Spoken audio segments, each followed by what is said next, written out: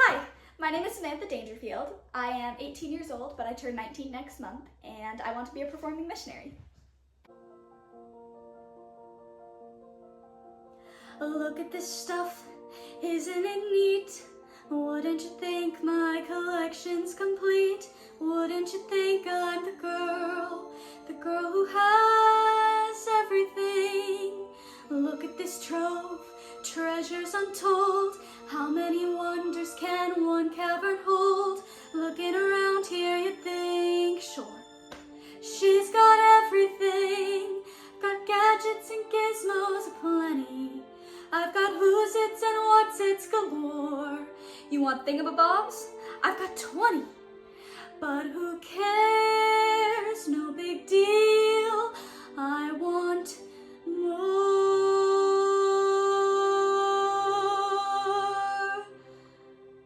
I want to be where the people are. I want to see them dancing, walking around on those, what do you call them? Oh, feet. Flipping your fins, you don't get too far. Legs are required for jumping, dancing, strolling down on a, what's that word again? Street. Up where they walk, up where they run, up where they stay all day in the sun, wandering free. Wish I could be part of that world. What would I give if I could live out of these waters? What would I pay to spend a day warm on the sand? Bet you on land they understand. Bet they don't reprimand their daughters. Bright young women, sick of swimming, ready to stand. I'm ready to know what the people know. Ask them my questions and get some answers. What's a fire and why does it, what's the word, burn? When's it my turn? Wouldn't I love to explore the shore above, out of the sea. Wish I could be part of that world.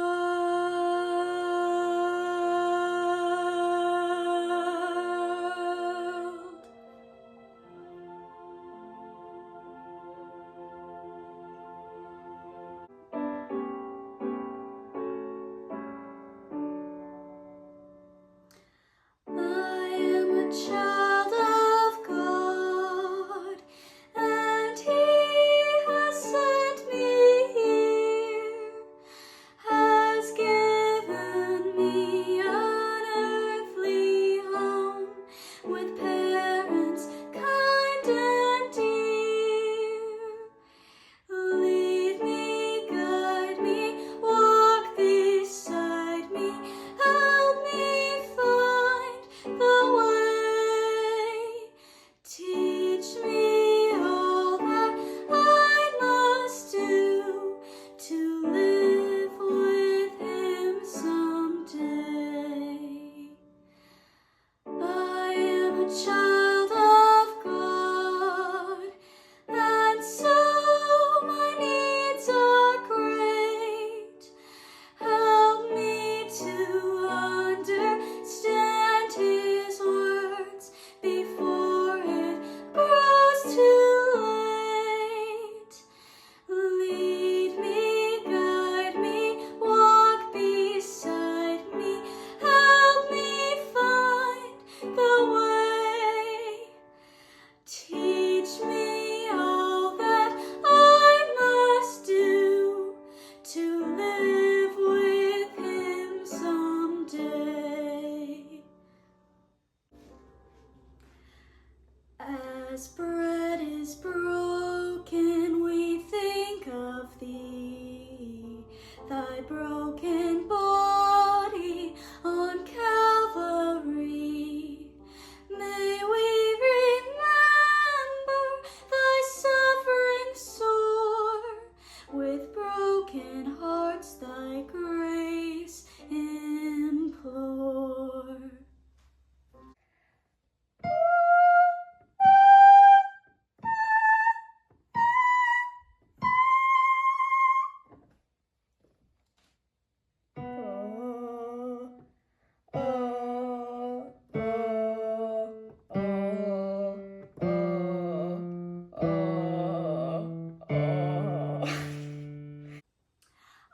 the remnant of the sick and dying saints on the western banks of the Mississippi after the expulsion, when we were miraculously fed by quails that alighted in our midst.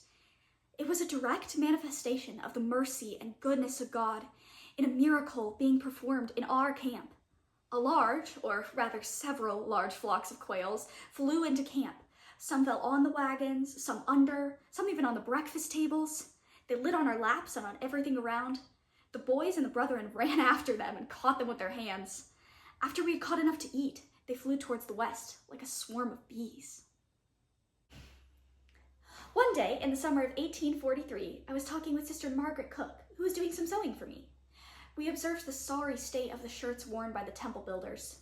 Margaret wanted to be helpful, just like me, but she had no means. Suddenly, I realized this was my opportunity. I would have told her I would furnish the materials if she would sew the shirts. What you have to understand is I was in my early 20s. Phoebe Woodruff and Margaret were in their 30s, and Emma and Eliza in their 40s. But I was not deterred by my age and lack of experience. There were children to feed, mothers to teach, youth to guide, and the poor needing our compassion and care. The next Thursday afternoon, we met on the upper floor of the red brick store. There was a still, quiet, sacred feeling in that room. I now turn the key to you, the prophet said. He organized the Relief Society then, by the power of the priesthood, after the pattern of the priesthood. These were days never to be forgotten, Oliver Cowdery once said. And so they were.